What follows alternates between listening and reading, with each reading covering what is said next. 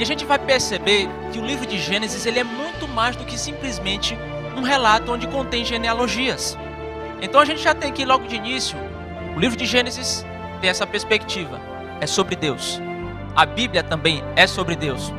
E aqui é o início de como Deus vai se relacionar com o ser humano. Ainda que não houvesse nenhum outro texto falando do sétimo dia, falando do sábado, mandamento ou qualquer outra coisa, por causa de Gênesis, o sábado já seria suficiente aqui para dizer que nós devemos guardar. Nós temos um Deus que separa um dia para poder se relacionar de forma íntima com a sua criatura. Que Deus que faria isso, gente? Gênesis capítulo 1 e o capítulo 2 vai ser a base para a recapitulação da lição. Porém, todo o nosso estudo desse trimestre, ou desse trimestrário, é assim, né, irmãos? Trimestrário. É que eu estou acostumado a falar trimestre, mas os irmãos entendem trimestre, não entendem, irmãos? Trimessário. Os irmãos entenderam, nos próximos 3 meses, na dúvida, os irmãos ficam sabendo que nos próximos 3 meses, nós vamos estar estudando o livro de Gênesis, e a gente vai perceber que o livro de Gênesis ele é muito mais do que simplesmente um relato onde contém genealogias. Geralmente a perspectiva de leitura de muitos livros históricos, principalmente esses iniciais da Bíblia, é geralmente aquela ideia de que é um livro que só vai tratar de genealogia, vai falar do pai de fulano, que é filho de cicrano, que tem a idade de cicrano, que morreu com tantos anos e assim por diante. E a gente vai perceber que tem muito mais para ser dito. E é por isso que eu queria que você abrisse aí a sua Bíblia, no livro de Gênesis, no capítulo 1, e nós vamos ler o versículo 1, e eu convido você também que está em casa, abra aí a sua Bíblia, se você puder, abra a sua Bíblia para você também estar acompanhando aqui a leitura. Irmãos, nós temos um microfone também disponível para quem porventura queira participar aqui, e se você tiver algo a dizer, quiser comentar algo, quiser fazer também alguma pergunta, é dada a oportunidade para que você levantar a mão, nosso irmão vai estar levando o microfone até você, e então você também vai poder participar fazendo o seu comentário ou a sua pergunta. E se você também participe aí no chat também do YouTube, do Facebook, coloque seu comentário, coloque a sua opinião, diga o que você também está achando. Gênesis capítulo 1, o versículo 1 diz assim: no princípio, Deus criou os céus e a terra. A primeira pessoa a aparecer no relato da criação, da origem de todas as coisas, é Deus. E aqui, meus irmãos, eu acho que é importante a gente já fazer essa ressalva e ressaltar isso, porque o livro de Gênesis é sobre Deus. Não é, a gente vive numa sociedade onde o homem está no centro das coisas, o ser humano está no centro de tudo, mas às vezes a gente precisa entender que quando for fazermos essa leitura de Gênesis, a perspectiva agora é de que Deus está no centro, não é o ser humano, não é o homem. E eu sei que em muitos momentos a gente vai tocar nesse assunto, olha, que Deus tocou, formou o ser humano do pó da terra, tem isso. Mas primariamente, a perspectiva de Gênesis vai mostrar quem é Deus. Como que ele se relaciona conosco? Como é que ele faz para lidar com o ser humano após a queda, após o pecado, após a entrada do pecado no mundo? Como ele tenta resolver as coisas? Será que Deus está se assemelhando aos outros deuses que era acreditado naquela época, naquelas culturas vizinhas que estavam ali na Mesopotâmia? Será que Deus tem muito a ver com isso ou ele é diferente? Então a gente já tem aqui logo de início, o livro de Gênesis tem essa perspectiva, é sobre Deus. A Bíblia também é sobre Deus. E aqui é o início de como Deus vai se relacionar com o ser humano. E a gente vai perceber a importância disso. É tanto que a primeira palavra que aparece aqui no texto hebraico, onde Deus é o sujeito desse verbo, que é o verbo criar, e nós temos, se eu não me engano, são 3 palavras específicas para criar que nós vamos ter aqui em Gênesis capítulo 1, no texto hebraico. Uma é essa, que é bará, que é quando Deus é o único, no Antigo Testamento, esse verbo só aparece para Deus. Porque Deus ele é onipotente. Deus ele cria do nada. O ser humano ele precisa fazer a partir de alguma coisa. Já Deus não. Deus pode fazer tudo e qualquer coisa, mesmo sem existir nada. Ele pode criar. Ele pode fazer as coisas acontecerem. Ele pode fazer as coisas surgirem. Porque ele é onipotente. E depois, nós vamos perceber agora E eu queria já aproveitar para fazer esse paralelo com as culturas vizinhas que haviam naquela época. Para os irmãos poderem compreender. Eu sei que muitos de vocês, às vezes, não teve essa informação ali na lição. Porém, eu acho que é importante porque você que é pai, você que é universitário, você que estuda e vai ser questionado, porque o livro de Gênesis é um dos livros mais atacados.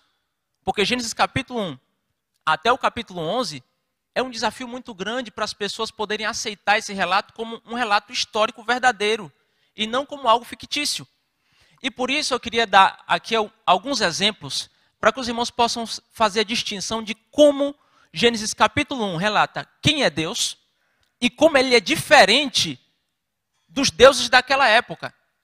Inicialmente, você já tem algo importante para que os irmãos possam entender.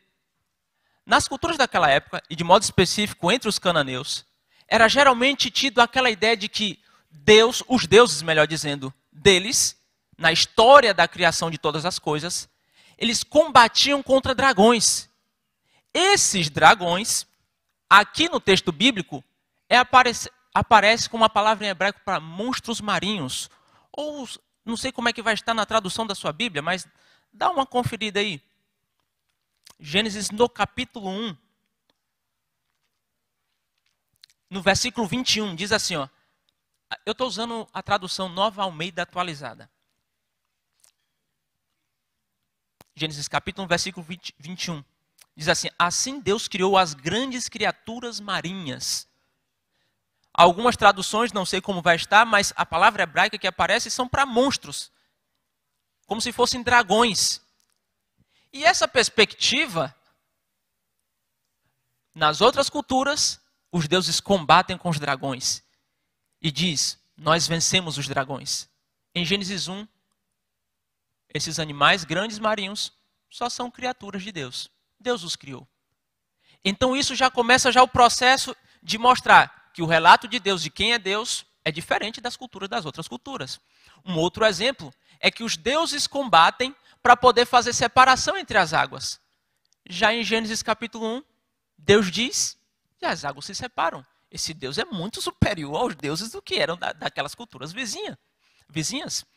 Outra questão que também a gente vai perceber é, por exemplo, na cultura babilônica, onde o ser humano ele é criado posteriormente para poder satisfazer os desejos dos deuses, porque o que é que os deuses queriam? Não trabalhar e queriam serem servidos. Nesse caso, ele cria o ser humano para poder ser servido e para ser também alimentado por eles. Em Gênesis, Deus não cria o ser humano com esse propósito. Deus cria o ser humano para se relacionar. Você tem um Deus que é onipotente, onipresente, onisciente, mas ele é um Deus que vai vir para poder se relacionar com o ser humano. Ele vai vir para se relacionar com Adão e Eva, e a gente vai perceber no relato de Gênesis, que Deus vinha na viração do dia. E isso é importante para a gente poder perceber. O relato de Gênesis capítulo 1 não é somente um relato diferente da cultura daquela época, dos relatos também que a gente chama de cosmogonia, que são as histórias das origens. Não somente é diferente, mas é também um combate a elas. A tal ponto que Moisés, ao escrever, nós cremos que foi Moisés que escreveu o livro de Gênesis, que Moisés, ao escrever Gênesis capítulo 1, ele não cita nem o sol, nem a lua. E sabe por quê? Porque na cultura daquela época, o sol e a lua eram adorados. Então Moisés simplesmente diz um luminar maior e um luminar menor. Ele não usa uma outra linguagem, sol, lua, dando nome às coisas. E é com um propósito especial para isso. Nesse caso, nós temos um Deus todo-poderoso, que pode criar as coisas do nada. Imagine que tipo de contato você vai ter com esse Deus. Que tipo de relação você vai ter com esse Deus? Nossa, é um Deus muito superior, é um Deus muito elevado, eu não posso tocar, não posso chegar perto, ele tem um grande poder. Mas então, Gênesis ele tem duas perspectivas da criação. Do capítulo 1 até o capítulo 2, no versículo 3, você tem uma perspectiva. Do capítulo 2, do versículo 4 em diante, tem outra perspectiva. E eu queria que você lesse o versículo 4 comigo. Você que está em casa aí, pode ir colocando seu comentário e acompanhe também conosco essa leitura. Gênesis capítulo 2, o versículo 4.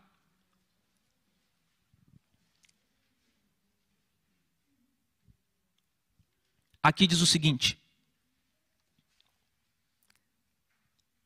para que os irmãos também possam participar. Tem algum irmão que gostaria de fazer essa leitura? E eu pedi o irmão para poder levar o microfone, porque aí o pessoal de casa também consegue ouvir a leitura. Gênesis capítulo 2. Muito obrigado, querido irmão David. Versículo 4. Ora, aqui diz o título, a formação do Jardim do Éden. Tem este título aqui no capítulo 2. Versículo 4. Estas são as origens dos céus e da terra, quando foram criados no dia em que o Senhor Deus fez a terra e os céus. Exatamente. Exatamente. Muito obrigado, meu irmão. Só aí você já percebe. Mas Gênesis capítulo 1, no início, o primeiro verso que a gente leu foi: no princípio, Deus criou os céus e a terra. E depois você tem um relato todo de Gênesis capítulo 1 falando dessa criação. Para que vai ter um outro relato da criação novamente? Isso é extremamente comum na literatura hebraica. É uma perspectiva diferente agora do que aconteceu, porque até o momento você só sabe, Deus criou o ser humano, só que como é que foi que Deus criou o ser humano? Isso você só vai ter agora a partir do versículo 4. Então nós temos em Gênesis capítulo 1, um Deus poderoso, diferente, completamente distinto dos deuses das culturas da época, da Mesopotâmia, do Egito, da Babilônia, assim por diante, dos cananeus, de modo geral. E no versículo 4, a partir do versículo 4, você vai ter uma perspectiva agora de um Deus presente. Um Deus que caminha na terra. Um Deus que vai tocar no barro. Porque os deuses da Babilônia, quem eram os deuses da Babilônia? Não, vamos fazer o homem para poder servir a gente e alimentar a gente. O nosso Deus é diferente. Ele trabalha. E se você perceber, o versículo 8 diz assim: e o Senhor Deus plantou. Deus trabalha. E é por isso que vai haver um dia de descanso, e a gente vai falar disso, porque Deus trabalha, Deus age. Então, a gente chama, inclusive até na teologia, de a imanência de Deus. Essa parte que parece ser tão humano, tão próximo da gente. E tem essa parte da transcendência de Deus, que parece ser tão distante, parece que não está presente, parece que é tão poderoso que eu não posso entrar em contato. Contudo, nós vemos que Gênesis mostra essas duas perspectivas. Quem é Deus? Porque o livro de Gênesis começa falando de Deus e é sobre Deus o livro de Gênesis. E a gente precisa fazer a leitura de Gênesis a partir dessa perspectiva. Nesse sentido, então, podemos então agora olhar mais adiante, lá no Novo Testamento, não precisa abrir, mas o que Deus foi capaz de fazer pelo ser humano? Aquele Deus que parecia que estava só nos céus, aquele que habita nos céus. Deus vem, se torna homem e caminha entre os homens. A maneira da gente se relacionar com Deus a lição vai tratar disso e vai falar com temor e reverência, com alegria e intimidade. Parece que são coisas opostas, mas são verdadeiras. E aqui eu queria dar um exemplo da minha relação com os meus pais. Eu devo respeito aos meus pais, correto? Não é assim? É uma pessoa que me criou, foram as pessoas que me sustentaram, eu devo respeito a eles. Contudo, quanto mais eu convivo com eles, mais intimidade eu tenho com eles. E às vezes a gente vai ter um momento da brincadeira, vai ter um momento de poder estar rindo, sorrindo, e nem por isso estar sorrindo e me alegrando com os meus pais é um sinal de desrespeito. Porém, a gente entende às vezes que a relação com Deus é somente na perspectiva de gente não pode rir. Rir é pecado. Alguém imagina Deus rindo? Alguém imagina Jesus dando gargalhada? A gente não tem essa perspectiva. Porque a imagem de Deus que nós temos é de um Deus transcendente, que é inalcançável, que nós não podemos relacionar, que a gente não pode estar perto, que ele vai arrumar um fogo do céu para consumir a gente, porque a gente é pecaminoso. Nós temos a natureza pecaminosa. Então Gênesis veio para mostrar essas duas perspectivas de Deus. Mesmo antes da entrada do pecado. Um Deus que é transcendente, um Deus que é imanente. Um Deus que parece estar longe, mas é um Deus que caminha entre os homens. É o Deus que diz que está sentado no trono, mas é também um Deus que vive dentro de nós. E é isso que a gente precisa ter essa consciência nessa relação com Deus. Então, o relato da criação, inicialmente, já traz essa perspectiva de quem é Deus. Mas e a criação? O que foi que Deus fez? Como a gente disse, inicialmente, Deus ele vai fazer as coisas do nada. E muitos comentaristas vão falar que a simetria de como é escrito o texto hebraico do livro de Gênesis, capítulo 1, é tão assim, tão simétrico em algumas questões que chega a ser até estranho. E aqui eu queria citar algumas coisas só para os irmãos poderem entender. O número 7, a gente tem um conhecimento e a gente tem algo especial com o número 7 por causa do sétimo dia, mas há sim um significado especial também na leitura bíblica da quantidade de vezes que às vezes aparecem algumas palavras. Por exemplo, em Gênesis capítulo 1 vai repetir 7 vezes Deus dizendo, e viu Deus que isso era bom. 7 vezes vai aparecer dizendo que tudo era bom. Deus, ele faz a criação com o propósito de que ela seja boa mesmo, e muito boa.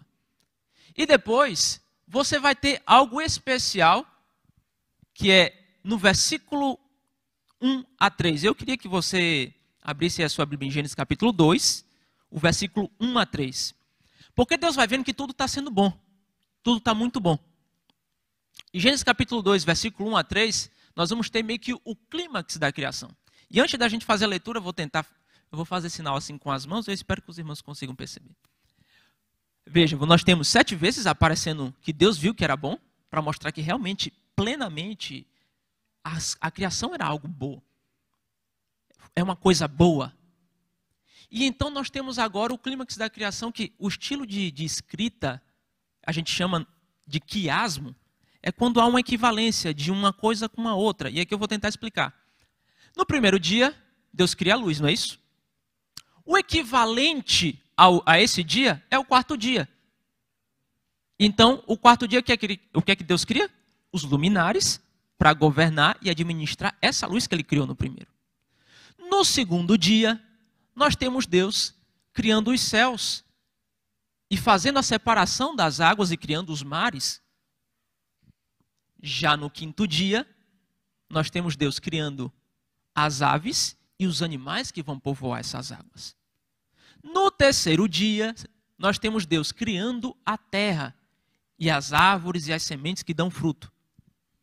Já no sexto dia, nós temos Deus criando o ser humano e também os animais terrestres que vão comer desse fruto. E então fica faltando quantos dias agora? Um único dia. E que dia é esse? O sétimo dia. No texto hebraico, toda vez que existe uma estrutura literária quiástica, que é esse quiasmo que eu estou dizendo, ele vai dando as equivalências, uma coisa com a outra, até chegar uma coisa que vai estar no centro.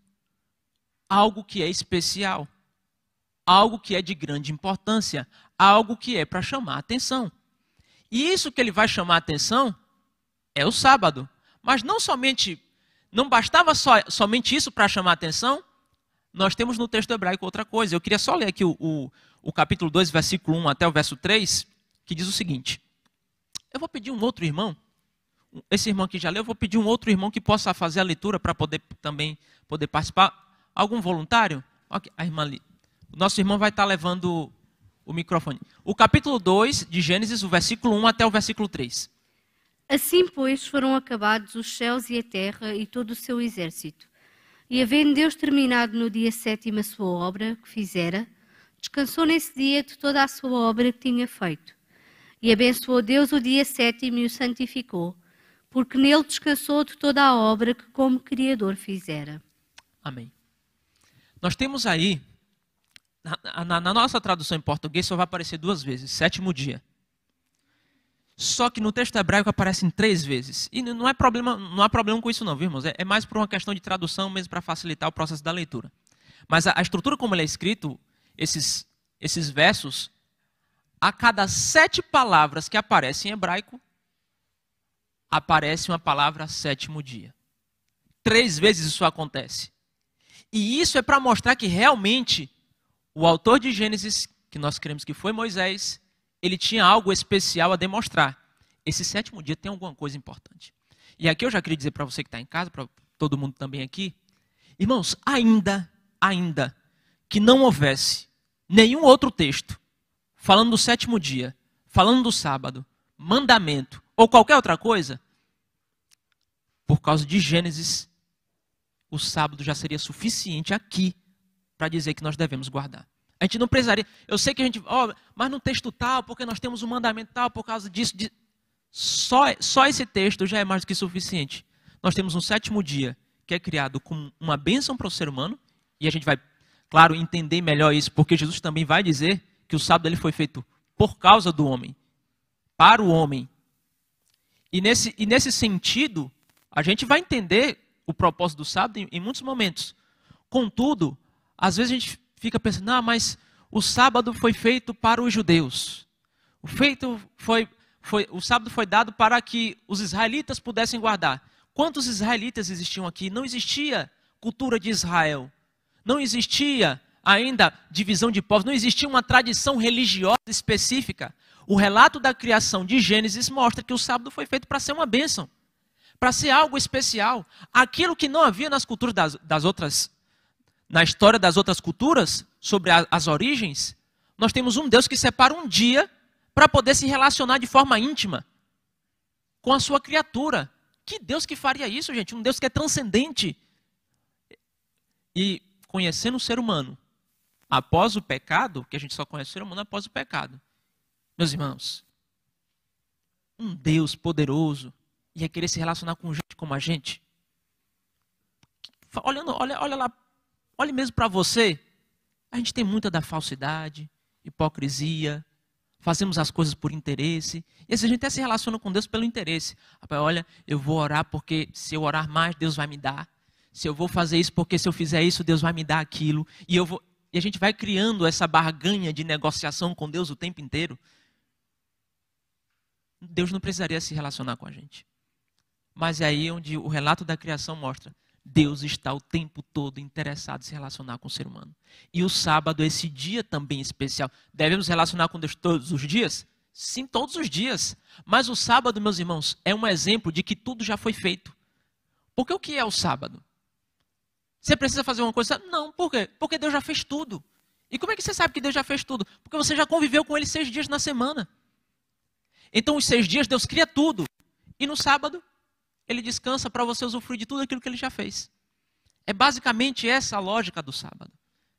E aqui eu queria aproveitar, no aspecto prático da guarda do sábado, nos nossos dias, eu queria até fazer um apelo para você que também está aí. Use o sábado para que seja uma bênção para a sua vida. Usufrua do sábado, porque o sábado foi feito para você, para mim, para a sua família, para a sua vida. E basicamente, às vezes a gente usa o sábado para muitas coisas. E a gente às vezes até confunde. Porque Jesus, quando ele vai falar e dar a interpretação de como que deve ser a guarda do sábado, ele vai falar que o sábado foi feito por causa do homem. Jesus também vai dizer que o sábado é para ser feito o bem. Só que quando a gente fala de fazer o bem, a nossa perspectiva de fazer o bem é somente para aquele que está longe, o distante, o que eu não conheço, aquele que eu não sei o nome. Aquele que não é cristão. A gente vai fazer o bem para essa pessoa. Mas entenda que o sábado é para a gente fazer o bem para quem está perto também. E quem é que está perto? É o esposo, é a esposa, é o filho, é a filha, é o pai. E às vezes, a gente coloca muita coisa sobre o sábado, compromissos, reuniões e tantas outras coisas. Não estou dizendo que não é para ter não, viu, irmãos? Mas é que é demais às vezes, em muitos momentos. E o dia que era para ser o dia de estar com a família, o dia de alegria, o dia de lazer da família, sabe o que esse dia se torna? Não vai ser o sábado, vai ser o domingo. O sábado é o dia do compromisso religioso, eclesiástico. Compromisso com as coisas da igreja. Não é o dia de estar com a família. Não é o dia de usufruir de uma relação plena com Deus e com essas pessoas que estão tão próximas da gente e que às vezes durante a semana a gente passa a distância. Porque a gente está tão focado às vezes no trabalho, nas atividades e em outras coisas, cada qual vai para um lado. E o sábado? Não é o dia de estar com a família. É o dia eclesiástico somente. E eu acho que é importante refletir um pouquinho sobre o sábado e o seu propósito, Porque senão a gente começa a confundir que as coisas da igreja é as coisas, não, essas coisas da igreja, da reunião. Meu Deus, como que eu vou faltar uma reunião? Irmãos, há tempo para tudo debaixo do céu. Já dizia o sábio Salomão. E não é diferente que há tempo para tudo, que Deus separou o sábado para um tempo específico, para um propósito específico para a minha vida, para a sua vida. Sim, para estarmos aqui também na igreja, em comunhão, tendo essa vida comunitária que é extremamente importante para o nosso crescimento na fé, mas de modo específico para aquele que está próximo. Amar o próximo como a si mesmo. E esse próximo é quem está perto. Lembre-se disso também. Eu acho que é importante a gente fazer essa ressalva, porque o sábado é esse dia especial. Da lembrança da criação, da lembrança que Deus faz todas as coisas, daquele Deus que sustenta, e quer queira, quer não. A guarda do sábado em nossos dias, não somente em nossos dias, sempre foi, mas de modo específico em nossos dias, no mundo tão capitalista, guardar o sábado é um ato de fé. É um ato realmente de crer que Deus faz tudo em 6 dias. Ele vai fazer, ele não é tão poderoso assim, ele não fez tudo em 6 dias, agora hoje é para a gente poder descansar. E descansar mentalmente.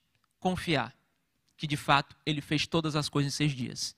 E se porventura você está preocupado demais com o que vai acontecer nos próximos 6 dias, lembre-se que ele vai estar novamente com você durante os próximos 6 dias, fazendo todas as coisas nos 6 dias.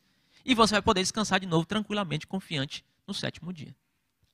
Você vê que no processo é como se os 6 dias fossem um processo de aprendizado a como descansar. Que a gente não vai confiando, vai tentando ir na luta. E sabe, né? Ou eu confio, ou eu não confio. E a gente tem a oportunidade de estar aqui agora confiando. Não cedendo ao desejo capitalista de mais, mais, mais e mais. E quem é que não quer ganhar mais? Então hoje é o dia para a gente poder descansar. Avançando um pouquinho mais, e eu queria destacar esse ponto, porque a gente usa inclusive a linguagem, inclusive tem até no testemunho aqui, usa a linguagem da mordomia. E eu acho interessante a linguagem da mordomia, porque a lição ela trata dos deveres, a criação do ser humano e os seus deveres. Porque Deus, quando ele cria o ser humano, ele não cria o ser humano para servi-lo, mas para o próprio ser humano administrar aquilo que Deus já criou. Aquilo que já é para ser bênção para ele. Então, Deus vai conceder algo para o ser humano de modo geral. Primeiro, nós temos um local para se viver. Esse local para se viver, irmãos, não é o lugar. A gente imagina que o lugar perfeito é sem trabalho. Eu não sei se vocês já imaginaram assim, mas eu já imaginei muitas vezes. Mas qual é o lugar perfeito? O lugar perfeito é a gente ficar ganhando sem fazer nada. Quem é que não ia querer, né? Irmão, o negócio, por favor, traga uma fruta. A gente acha até que talvez para Adão e Eva era a fruta que vinha até a mão deles, né? Mas o lugar perfeito é lugar de trabalho. E se tem uma coisa na mordomia, e que Deus está dando para o ser humano aqui em Gênesis no capítulo 2, Deus dá trabalho. E esse trabalho, esse cuidado, é uma bênção. E aqui, irmãos, já dizendo para vocês, não quer dizer que o fato de descansar no 7º dia é que o trabalho é uma maldição. É porque há tempo para tudo. O trabalho é bênção para a vida do ser humano. É bênção para a sua vida. Mas por causa do pecado, a gente acaba deturpando tudo aquilo que foi criado para ser bênção. Inclusive o trabalho. E Deus cria um jardim, planta um jardim, e Deus fala assim, olha, é você que vai trabalhar, meu amigo. É você que vai cultivar. É você que vai pegar no cabo da enxada. Irmãos, aqui fala enxada também? É enxada também, né? Irmão, desculpa, irmãos, que eu estou no processo de adaptação ainda linguística. Algumas coisas eu não sei se fala, outras coisas eu não sei. Mas é o cabo da enxada. Vai ter que pegar no cabo da enxada. E era tão perfeito, irmãos, ali naquele momento, que eu imagino Adão e Eva ali, assim, pegando no cabo da enxada feliz da vida. Eu sei que não tinha cabo de enxada, viu, irmãos? Mas imagina assim, aquele trabalho assim, manual. Nossa, estou aqui na enxada, plantando. Vamos trabalhar, olha que maravilha. Não é bem assim que às vezes acontece no nosso dia a dia. Eita, eu vou para o trabalho hoje. Ai, bem que meu patrão, minha patroa podia me dizer assim, você vai ter direito agora a 30 dias de férias. Mas isso a gente precisa entender. No trabalho, glorificamos o nome de Deus. Trabalhar também é mordomia. Fazer bem feito o que nos foi proposto e pelo qual também a gente ganha é uma maneira de adorar e glorificar o nome de Deus. Gênesis capítulo 2, ele vai dando todo esse norte da nossa relação com aquilo que Deus está fazendo para o ser humano e pelo ser humano. E trabalhar envolve isso. Exagerar demais, já sabe, vira escravo do capitalismo. Não trabalhar de menos, Salomão vai mandar você ir ter com as formigas, preguiçoso. E é essa relação constante. E a nossa oração é, Deus, dê sabedoria para a gente. Para aquilo que às vezes parece ser tão cansativo ou tão praga do Egito, possa ser uma bênção na minha vida e eu aprenda a usufruir daquilo que o Senhor está me proporcionando. A lição ela colocou como deveres. Eu queria dizer que eu não queria usar a palavra deveres por causa que a ideia de dever parece que é somente aquela coisa assim, fazer por obrigação. Você tem que fazer. Pense que é uma maneira de você glorificar a Deus. Pense que o trabalho é uma bênção. Uma outra coisa que a gente vai perceber nesse cultivo da terra é que todos nós somos mordomos daquilo que Deus criou. E você sabe como é que foi que Deus criou o ser humano? Do pó da terra. Deus toca. Deus encosta para poder soprar. A linguagem do texto hebraico dá essa conotação de que Deus coloca a face para poder soprar, porque Ele tem que soprar ali nas narinas. E além do trabalho, uma outra questão extremamente importante é que eu e você devemos cuidar da terra. A terra não é o centro de todas as coisas. O centro de todas as coisas para o cristão é Deus. Mas muitas das vezes a gente vai perceber que as pessoas, e na sociedade como geral, têm se preocupado cada vez mais com o cuidado da terra, com o clima, com os animais, com tantas outras coisas. Gênesis mostra que o cristão, ele não é uma pessoa bitolada. Pelo contrário, o cristão ele pensa não somente na sua salvação, ele está pensando também no cuidado da terra, dos animais, do clima, da água, dos refugiados, de tantas outras coisas, porque é criação de Deus. E quanto mais um ser humano, eu sei, irmãos, que a gente tem dificuldade de às vezes amar o antipático, o falso. Eu também tenho dificuldade, eu sou igual a você, fique tranquilo. Mas é um chamado de Deus para a minha vida, para a sua vida, amar o semelhante. Porque Deus criou o ser humano à sua imagem e à sua semelhança. Nenhuma outra parte da criação é feita à imagem e semelhança divina.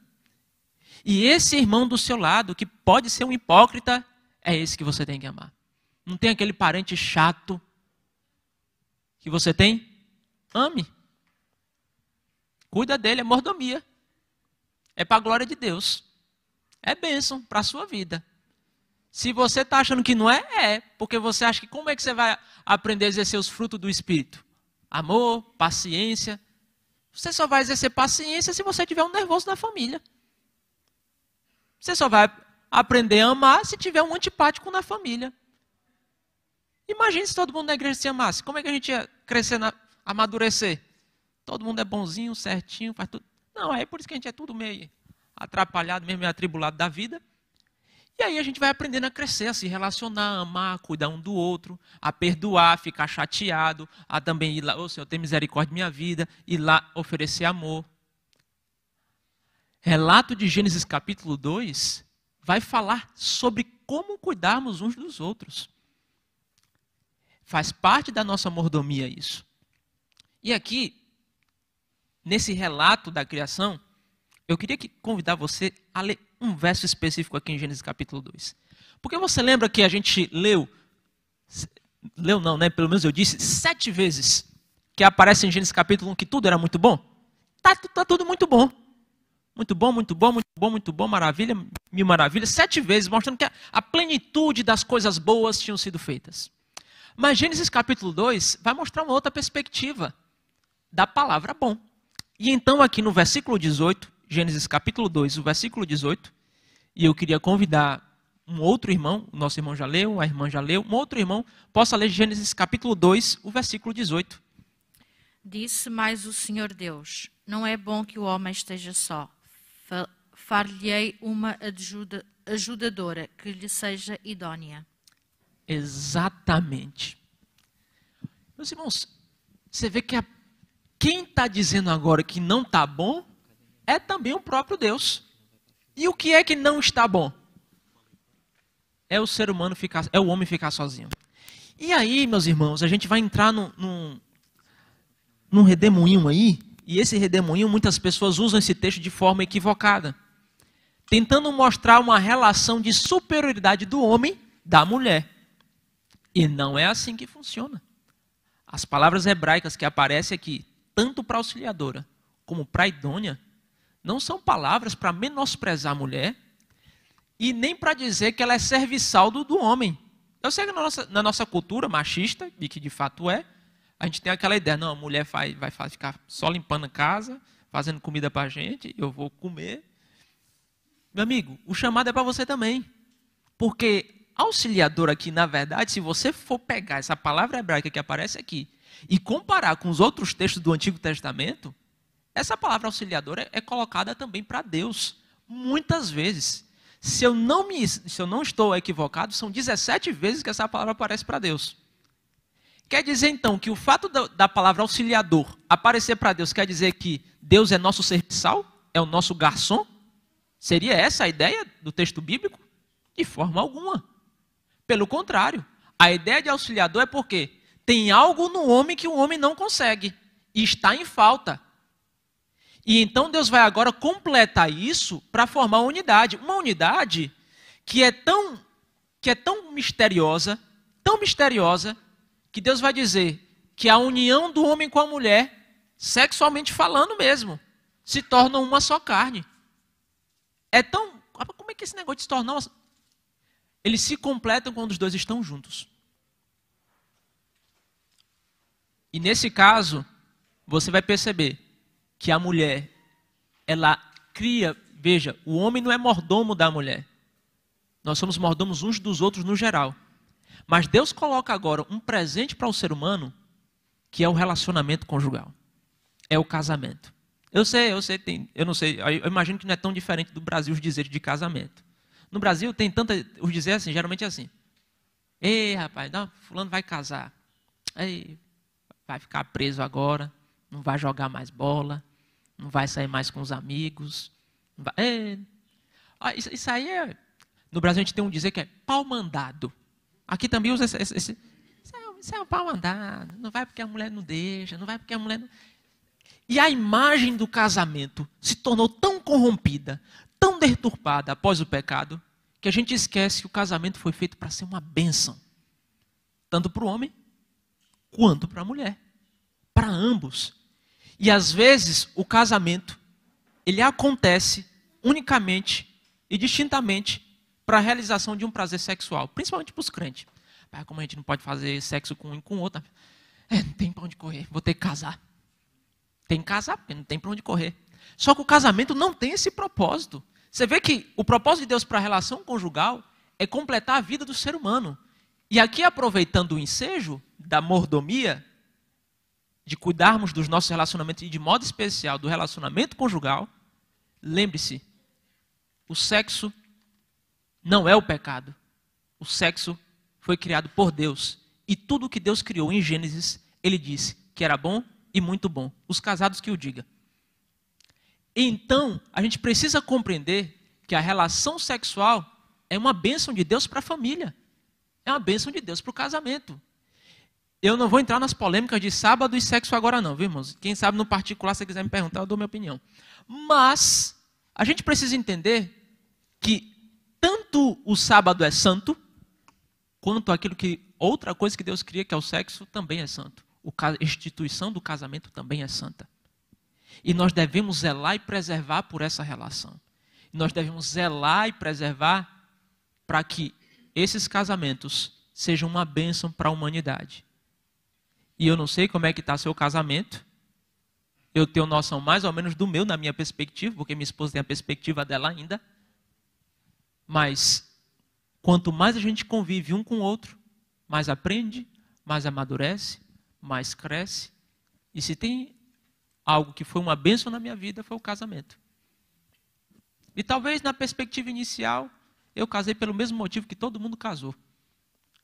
Mas, entendendo o que a Bíblia diz, e olhando principalmente para Gênesis, você vai perceber que Deus cria a mulher para completar algo que está em falta na criação.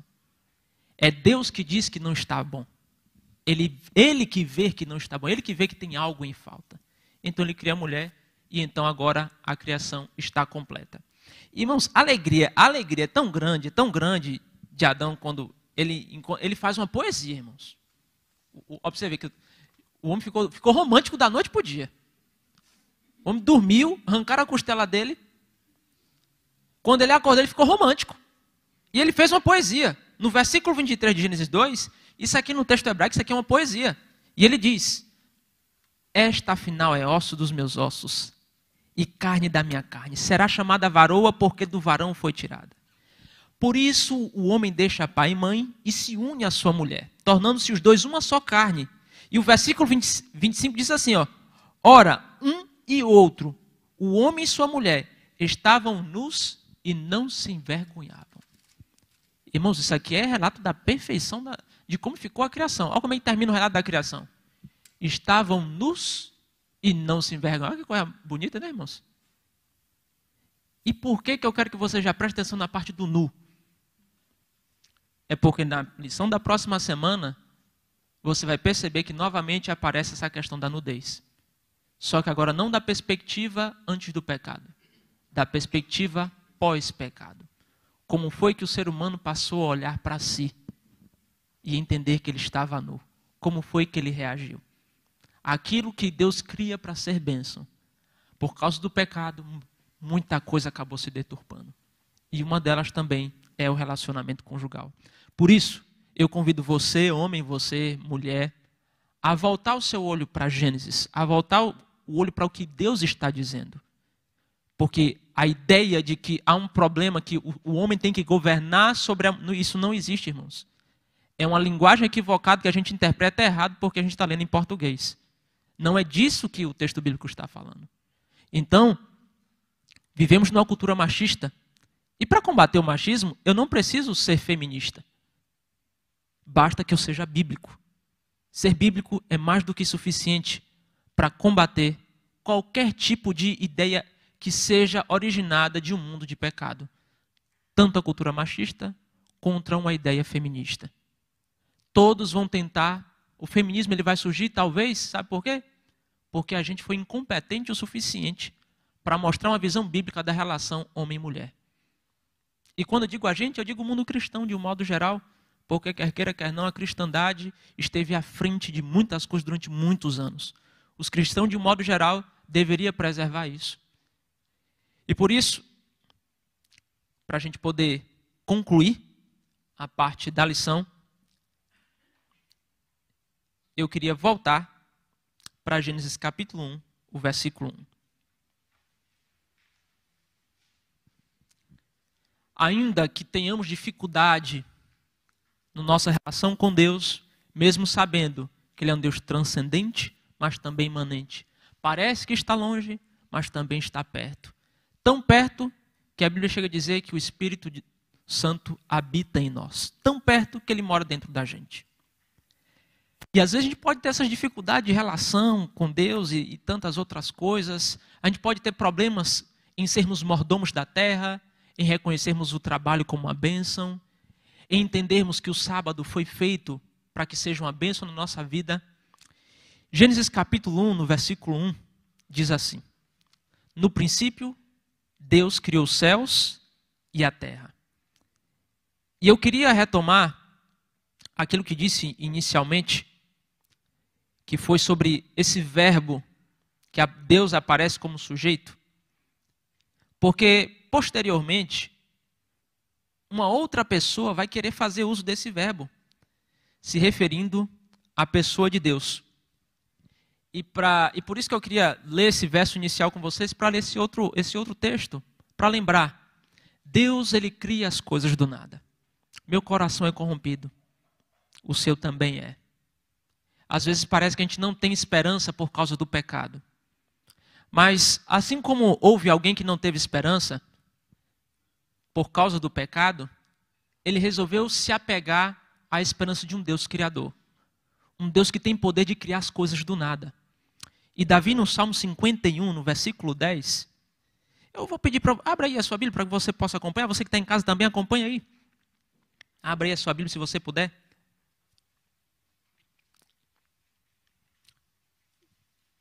Salmo 51, o versículo 10.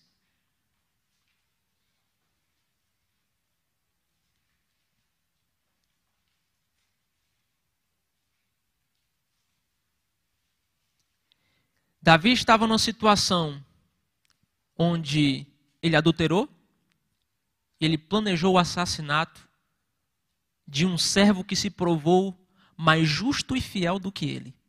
Ele, que estava na posição de rei, como representante de Deus para o povo, fez isso.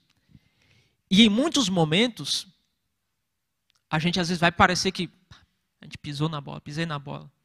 Foi com sábado, foi com a família, foi com o esposo, foi com a esposa, foi no trabalho, foi em alguma área da vida, foi na nossa relação com Deus. Mas eu queria voltar nossos olhos para esse verso, porque esse verso ele retoma aquele verbo inicial de Gênesis, no capítulo 1, versículo 1. E aqui diz o seguinte: cria em mim, ó Deus, um coração puro e renova dentro de mim um espírito inabalável. Confiando no Deus onipotente que cria as coisas do nada, que possamos rogar a Ele também: cria, Senhor, do nada. Cria com esse seu poder criador um coração, porque esse aqui é corrompido. Esse aqui é complicado. Cria em mim para que eu aprenda a te amar. A não te amar por interesse. Cria em mim para que eu aprenda a reconhecer que o trabalho é uma bênção e eu possa trabalhar de forma equilibrada. Cria em mim, ó Deus, um coração para que eu possa amar meu esposo, minha esposa, meus pais, meus filhos, minhas filhas. Cria em mim, ó Deus, para que eu possa aprender a amar o outro irmão da igreja, que é o bichinho antipático, Senhor. Ou dificuldade de amar esse ser humano. Só se o Senhor me der um coração novo para eu poder amar ele. Devemos rogar a Deus e apele a Ele por esse poder criador. Criador que pode criar do nada. Que com uma palavra tudo pode se fazer. E um dia, irmãos, nós vamos ver a conclusão desse Gênesis.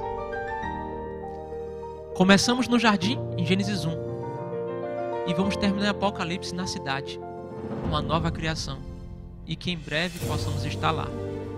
Vendo com os nossos próprios olhos. Não mais olhando pela ótica das Escrituras, mas vendo pessoalmente o nosso Deus Criador.